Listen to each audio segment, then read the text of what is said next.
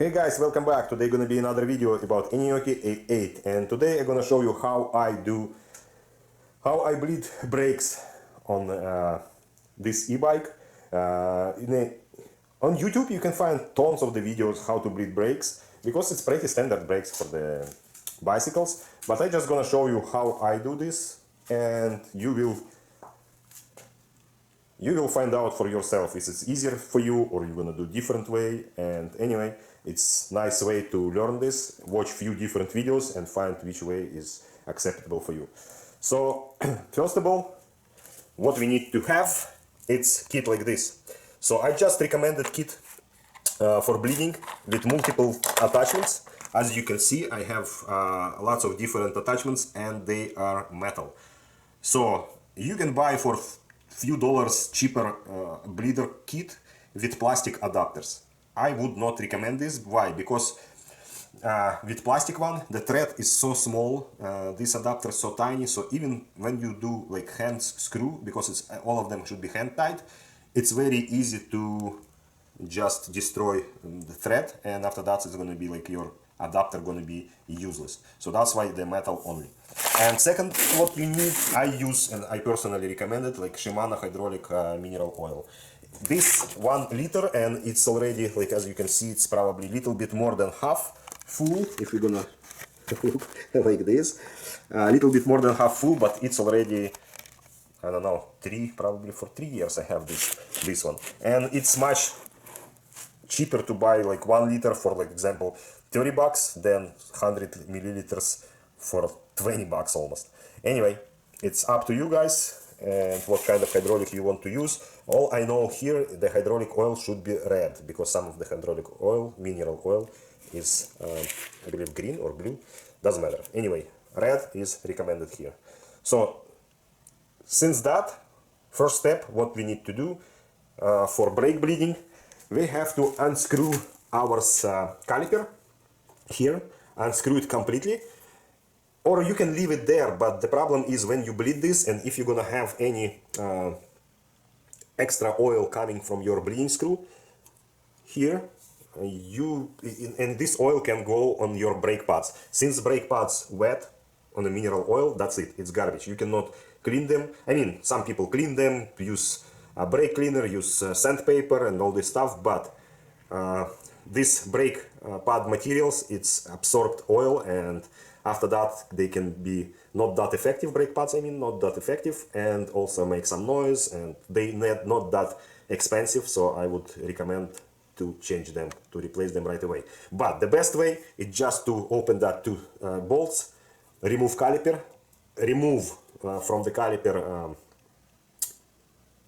brake pads, and install special adapter what we have in the kit, just like this. So that's exactly shape of our brake pads, and the thickness of it exactly perfect fit, like 2 brake pads and rotor 2.5 millimeters wide. So especially here, because I replaced the rear rotor, it's not that thick, and I have my brakes is spongy, so I have to pump them a few times until it's gonna be like actually braking. So that's why I need to bleed it. So that's for the rear one.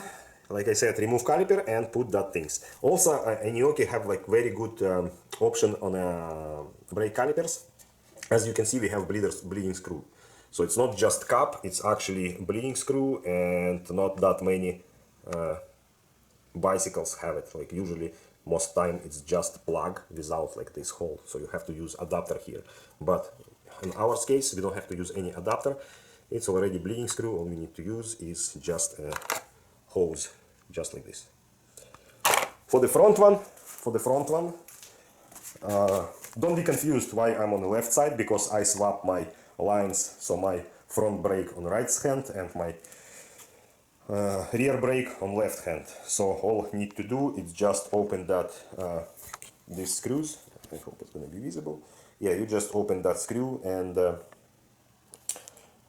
swap lines. Anyway, so for brakes here, what we need to do, we need to make sure this brake lever on a level. So what we need to do is open that 2 screws here, and I'm gonna lift this brake up.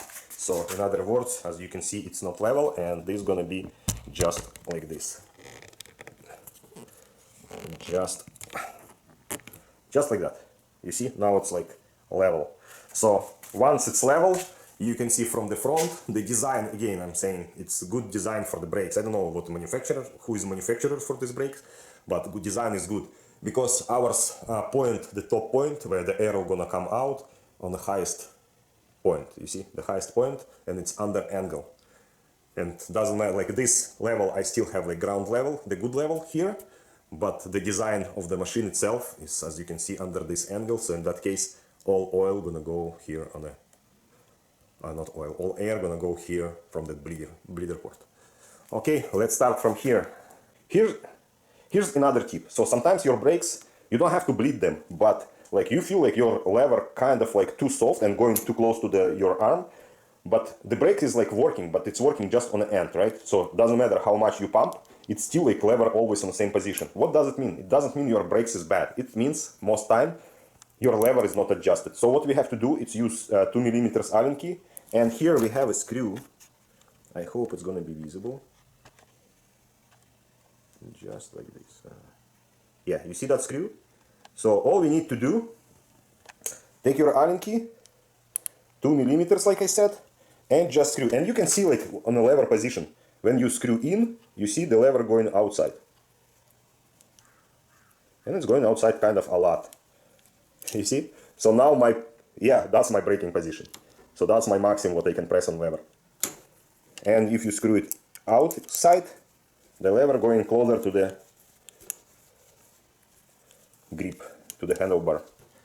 So just like this. I prefer when it's like lever almost parallel to the grip, so a little bit out of the angle. So because I'm using usually like only one, sometimes two fingers, but mostly like just one finger, and so it's more than enough. Just that's it. Just simple as that. Hope you can use this tip. So before you bleed the brakes, actually like check if your lever is adjusted properly. 2.5mm Allen key. Open that cap. The cap is not that tight actually, and it should not be really tight because it just screw with O-ring.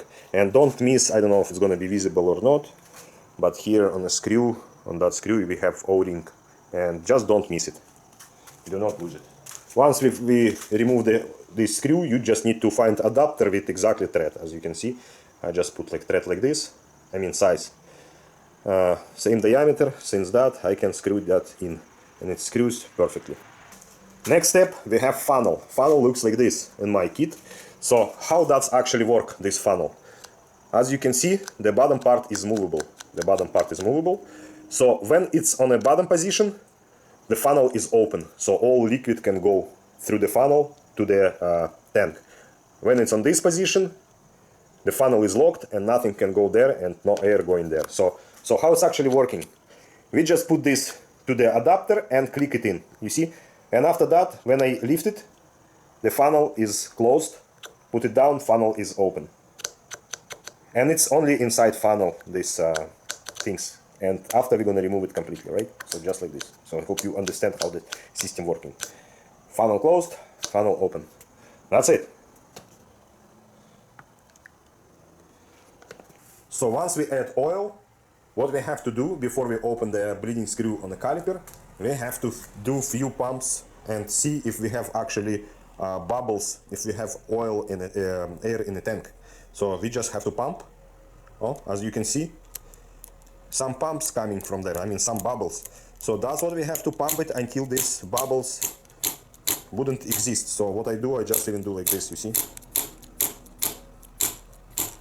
And actually all these things you can do even before you unscrew your caliper or before you remove your brake pads. So maybe all problems is here, just inside this tank. And as you can see, I have a lot of bubbles there. And I'm not surprised. So, and that's what you do until it's not gonna be bubbles from this point. So once it's not bubbling when we press handle, I mean lever, as you can see, it's not, oh, it's again few. Anyway, that's almost nothing compared to how it was. And also when you do this, we turn handlebar this way. After we turn handlebar this way, So we're trying to change angle for oil tank for hydraulic, and as you can see, it's no bubbles anymore. Anyway, that's perfect now. So since we don't have bubbles here, we're going to our caliper. Okay, like I said in the beginning, we're gonna unscrew the caliper. Again, it's not really necessary. If you have like old brake pads, you can remove old brake pads and put new brake pads just there. And when you're done everything, you're gonna remove old brake pads and clean everything with brake cleaner. And after you can install new brake pads, the good one. But I prefer to just remove caliper, because in that case, when I'm bleeding it, I'm gonna control my position of my caliper where it is, and to find that spot where the bubbles have to go. Now 2.5mm Allen key to remove this bolt. Some brake pads has some stopper here, some calipers have stopper here for this bolt, but Aniioki don't have anything, and it's honestly not really necessary, because we have some Loctite on this bolt. And don't lose this bolt. Even actually, if you're gonna lose this bolt, you can use just R-clip here or R-pin, doesn't matter. Okay, now we're gonna install our spacer, just like this, and put our bolt back. So why we need this spacer? Of course, honestly, because if not, all your pistons gonna go too much outside and it's gonna be damaged. So what we need to do here? Here we have ours. We should have prepared our syringe, and the syringe should be with oil already inside. So what does it mean? In your tube, what you're gonna connect here don't have to be air at all. It's have to be only oil. So what we can do is just do like this. As you can see, we remove all air from there, and just like this. No air anymore there. We use that lock, put on top of the tube, just like this. Oil, attach here, and put this lock on the end of your tube. So in that case, your tube not gonna go anywhere from the caliper, as you can see. And we don't have air here, so now we can open our bleeding bolt. It's 7mm, and you just need to open just a little bit, not that much. And from here, what I do, I just pump my brake lever with funnel open.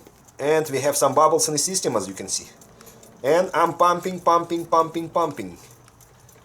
fast, all air going from the system, and as you can see, syringe is filling up. And all air pushing there.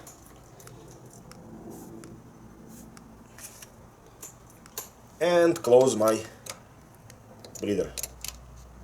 So why we need this actually, like fill it up with oil, so it's not gonna go back when you press lever, when you release lever, everything gonna be pushed back to the system. But when you have fluid here, this restriction not gonna give it go to the back, it's only pushing this way.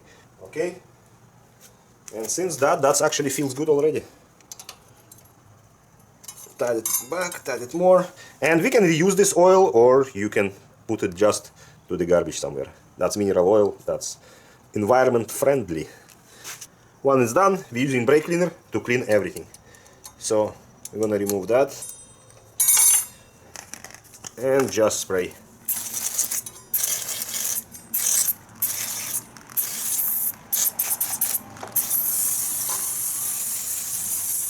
And let it dry.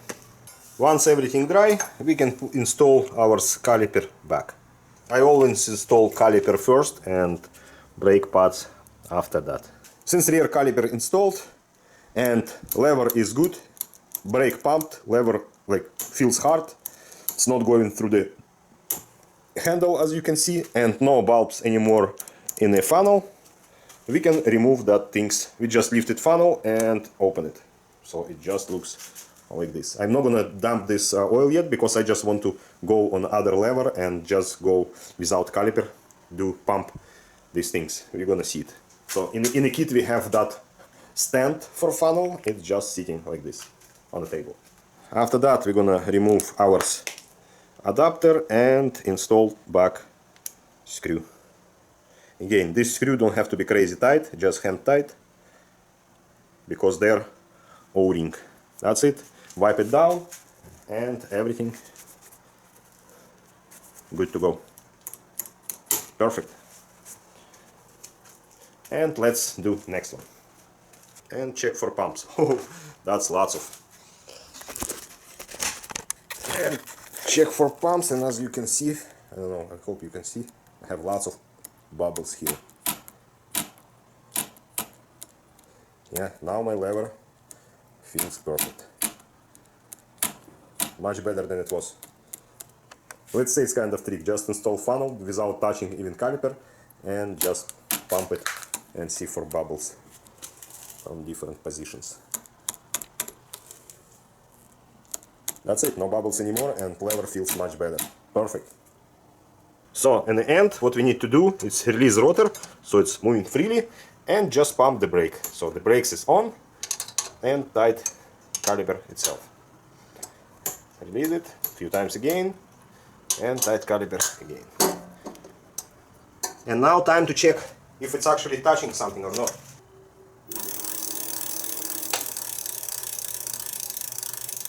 Sounds like nothing touching.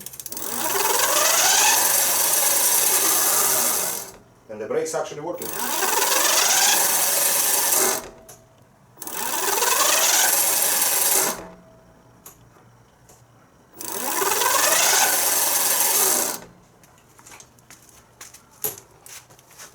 Perfect. Hope this video was useful. And just for information, I'm personally prefer when the rear caliper little bit softer. I mean rear lever on brake lever little bit softer than the front one. Why? Because rear one much easier to lock the wheel, and when you lock the wheel in case of emergency situation, your bike going, I would say, uncontrolled. So it's always good to be able to wheel spinning. So it's much more traction with asphalt or any type of the road. And the front one always much harder because it's much harder to lock up the front wheel, so it's not going to be locked. So that's I prefer how to use it. You can have own preference. Anyway, I hope this video was kind of useful for you, and all I can say, these brakes, the Aniioki brakes, I mean, it's probably some no name because I don't really know this company, but they work good. And if you have some brakes fail or so, that's most likely you have your air in the system or something like this. You can disassemble caliper, you can disassemble lever itself. Tons of videos about this in YouTube. For me, I don't see any point to disassemble completely working part. If it's someday it's gonna fail, I will disassemble it, of course, and I'm gonna show you guys what's inside. Since that point, thank you for watching, and see you on the next one.